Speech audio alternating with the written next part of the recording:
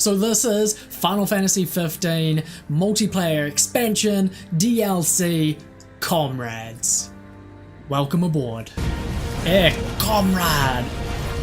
We are the Guardians. The fire that burns in the dead of night.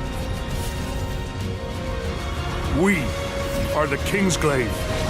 So the way I want to sum this up for anybody who hasn't played it yet, if you're interested in playing it, the way I want to sum this up is this is a really good mobile game.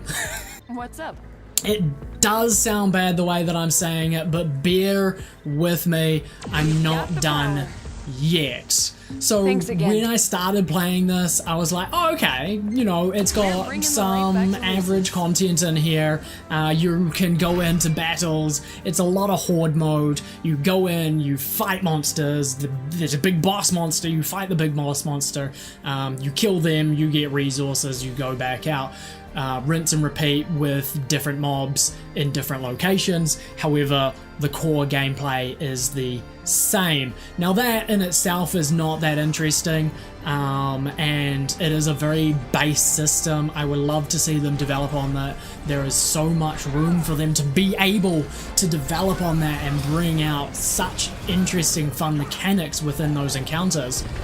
Where it starts to get interesting is when you start to unlock things a little more and you realize that the concept of fighting monsters is that's not the core game. The core game is in your unlockables and basically powering up your character. Now there is a loose story here, a very loose story here, but there is crafting. Now, this is something that when I first started, I was like, oh, okay, it'll be quite a shallow system. There's not going to be a lot of depth to this. We can sort of do whatever. Now, it doesn't have a massive amount of depth, but it has so many options and the ability to customize that it becomes a lot more fun, and this becomes the core aspect of the game, is looking at how you can upgrade and bring out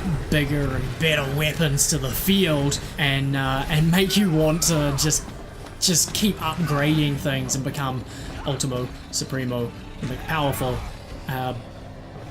Bite Pants Master.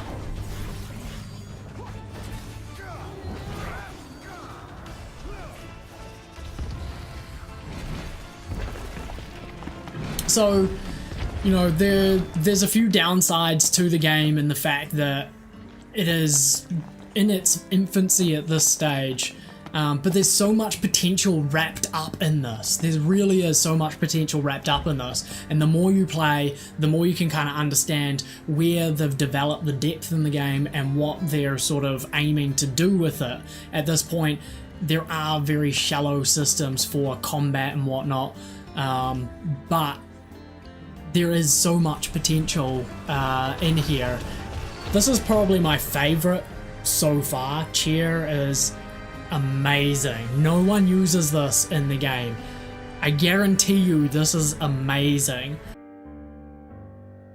Battle scar down to the bone, falling, failing to believe, living in so much despair with no hope of relief.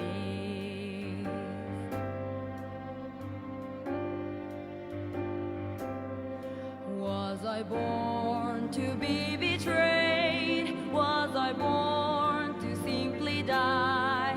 Can I bear to seek the truth when it feels like a lie?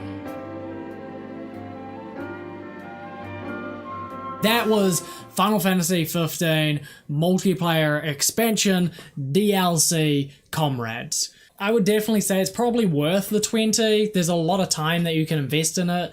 The combat mechanics for the game are underwhelming, to say the least. The customization that you can do in it and progression of your character is really fulfilling, and it does have some of the best sort of character progression and upgrade paths and everything. I'd love to see what they're going to actually bring in the future, because this is sort of the first iteration, and I want to see them really develop on that content and bring in like full-fledged encounters and dungeons, and also just bring in some story elements, because at the moment it's a mobile game and it's driven by its unlocks, and